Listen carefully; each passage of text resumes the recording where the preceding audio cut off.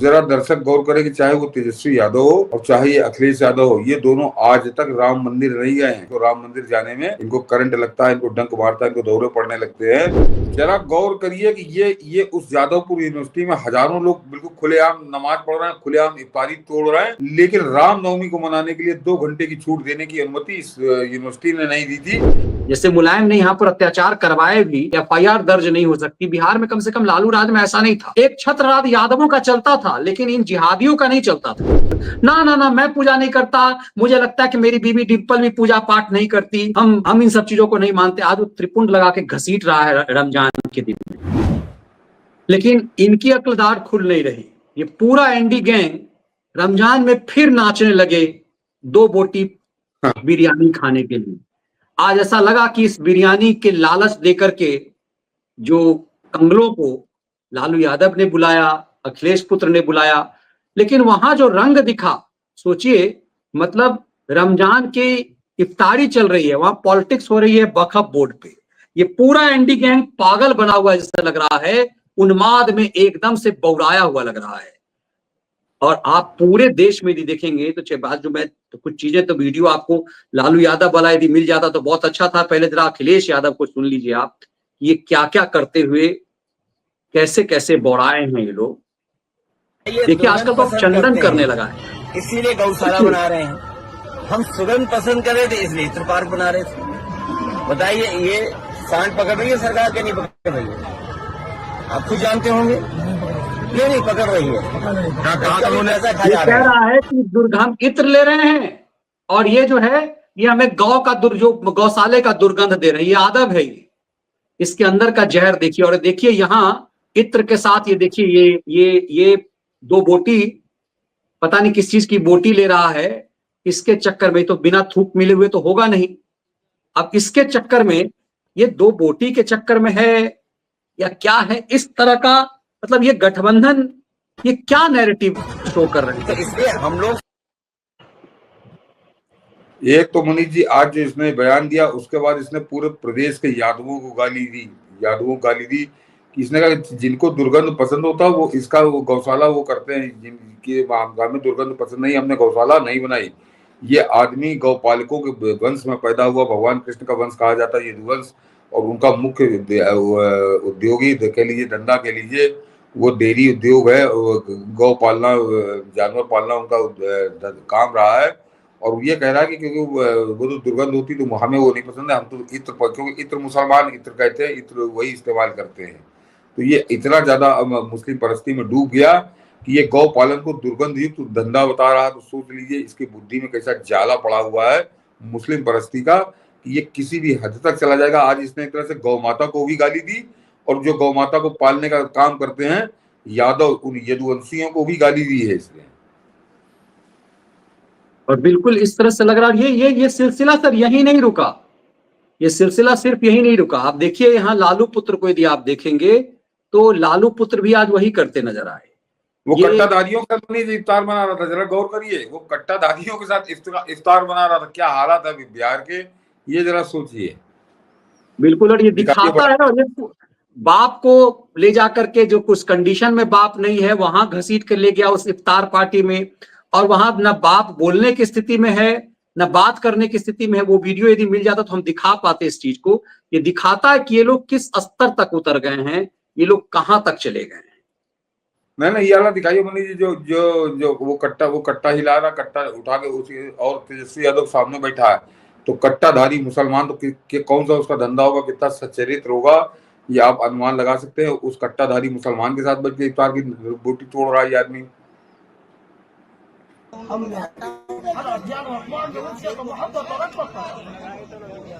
ये देखिए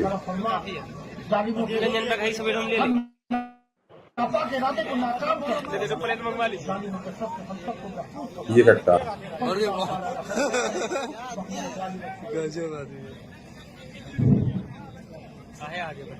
अल्लाह रब्बु मुहम्मदिन सल्लल्लाहु अलैहि वसल्लम नहनु इबादु मुहम्मदिन सल्लल्लाहु अलैहि वसल्लम।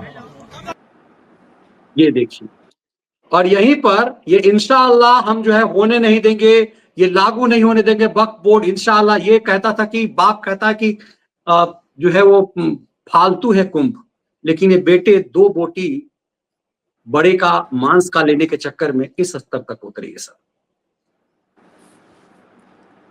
ये समझा। ये और जरा दर्शक गौर करें कि चाहे वो तेजस्वी यादव हो और चाहे ये अखिलेश यादव हो, ये दोनों आज तक राम मंदिर नहीं गए हैं। इनको राम मंदिर जाने में इनको करंट लगता है, इनको डंक मारता है, इनको दौरे पड़ने लगते हैं, लेकिन ये दोनों घूम घूम कर वो पूरे बिहार में घूम रहा है, ये पूरे उत्तर प्रदेश में घूम रहा है, ये घूम घूम कर इफ्तार पार्टी माने धार्मिक आयोजन, धार्मिक भोज का आयोजन, वो अपना एक तरह से व्रत तोड़ते हैं, जो अपना रोजा का व्रत रहते हैं।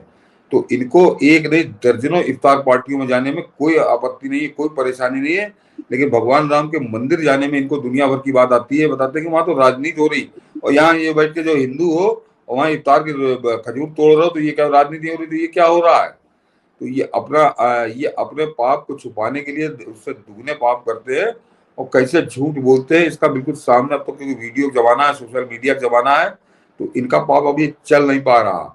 और इनसे सवाल यही पूछा जाना चाहिए कि तुम इफ्तार पार्टी जाओ तो खूब नाचो गाओ ढोल बजाओ वहां पे, लेकिन तुम आज तक राम मंदिर क्यों नहीं गए? तो ये है इनका सच कि ये इनको मूलतः सनातन द्रोह के लिए ही मैदान में उतारा गया है।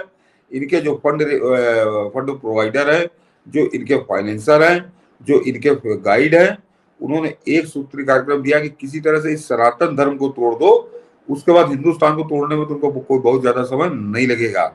तो ये उस पर लगे हुए हैं, सनातन के साथ एकदम शत्रुता के साथ पेश आ रहे हैं।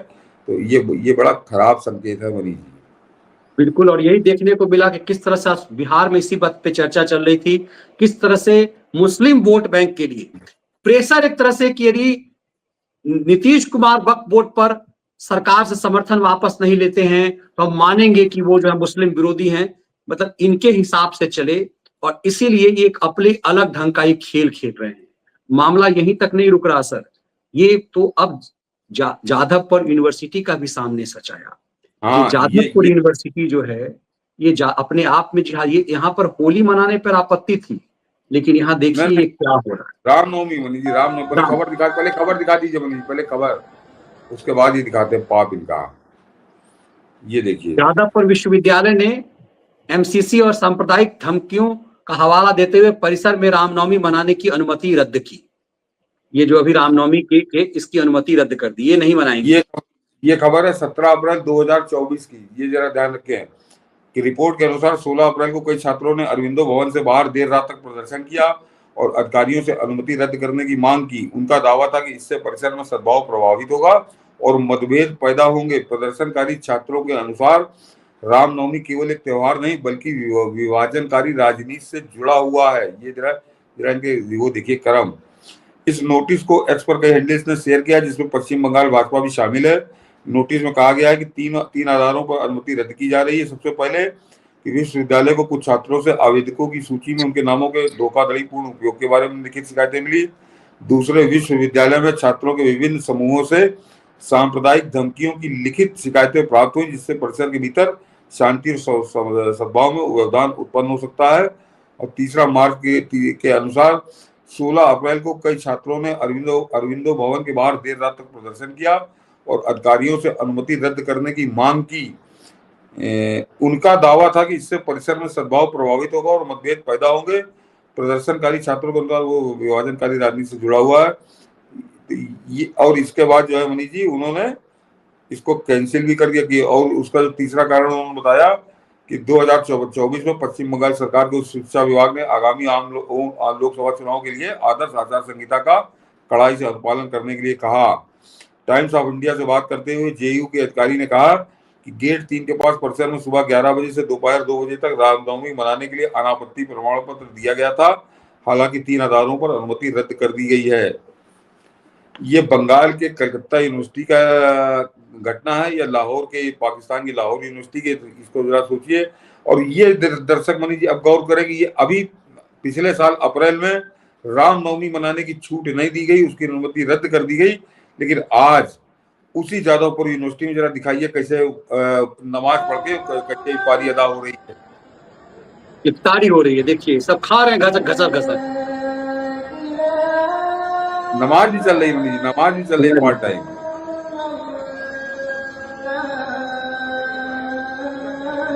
सोचिए, ये कहते हैं हम सुरक्षित हैं और ये कहते हैं कि भैया हमारी मतलब यहाँ एक दुनिया में अलग अनोखा देश है जहाँ बहुसंख्यक को ही जीने की आजादी नहीं है। जरा गौर करिए कि ये उस जादवपुर यूनिवर्सिटी में हजारों लोग बिल्कुल खुलेआम नमाज पढ़ रहे हैं, खुलेआम इफ्तारी तोड़ रहे हैं, लेकिन रामनवमी को मनाने के लिए 2 घंटे की छूट देने की अनुमति इस यूनिवर्सिटी ने नहीं दी थी। तो योगी आदित्यनाथ ने जो अभी कहा, जिसकी हम लोग चर्चा कर रहे थे, क्या गलत कहा है, क्या गलत कहा है वहां पर? क्योंकि इनका बहुमत हो गया है। जादवपुर यूनिवर्सिटी में आपने संख्या देखी कितनी, हजारों तादाद में बैठे हुए हैं और वहां पर सेकुलर नेता मुख्यमंत्री है ममता बनर्जी। तो रामनवमी आपको नहीं मनाने दी जाएगी और इस तरह से नंगई के साथ पूरे नमाज पढ़ी जाएगी और पूरी इफ्तारी होगी, सारे नियम कानून को धज्जियां उड़ाकर। तो ऐसा मनीष जी इस्लामिक कंट्रियों में होता है, पाकिस्तान में होता है, अफगानिस्तान में होता है, हिंदुस्तान के अंदर, ये बंगाल के अंदर हो रहा है। तो दूसरा कश्मीर तैयार हो रहा है बंगाल के अंदर। ये है असली सच जो योगी आदित्यनाथ ने आज अपने भाषण में कहा, अपने उस इंटरव्यू के अंदर, और इसको बड़ी गंभीरता से लेने की जरूरत है मनीष जी। बिल्कुल, मुझे लगता है कि हम और आप तो ले ही रहे हैं, हम तो एक नैरेटिव बनाने की कोशिश कर ही रहे हैं, हम तो षड्यंत्र को तोड़ने का प्रयास कर ही रहे हैं। ये देश की जनता की जिम्मेदारी है, ये उन लोगों की जिम्मेदारी है जो आज भी इस नशे में, जातिवाद के नशे में, जिन्हें लगता है कि भाई MY समीकरण हमारा एक यादव है वो शीर्ष पर बैठा रहे, वो अपनी नहीं, इस तुष्टीकरण की और इस घटिया राजनीति से अपने 9वीं फेल 4थी फेल बेटे का करियर बनाने के लिए देश को गिरवी रखना चाह रहा है। बिहार की जनता जानती है कि तुष्टीकरण के लालू ने कुछ किया नहीं है वैसा। जैसे मुलायम ने यहाँ पर अत्याचार करवाए भी, FIR दर्ज नहीं हो सकती। बिहार में कम से कम लालू राज में ऐसा नहीं था। एक छत्रराज यादवों का चलता था लेकिन इन जिहादियों का नहीं चलता था, ये सच है। लेकिन फिर भी वोट के लिए पागल रहे। ये बहुत खतरनाक खेल है। मुझे लगता है कि इस खेल के माध्यम से भारत की सांस्कृतिक विरासत को तबाह और नष्ट करने की साजिश है।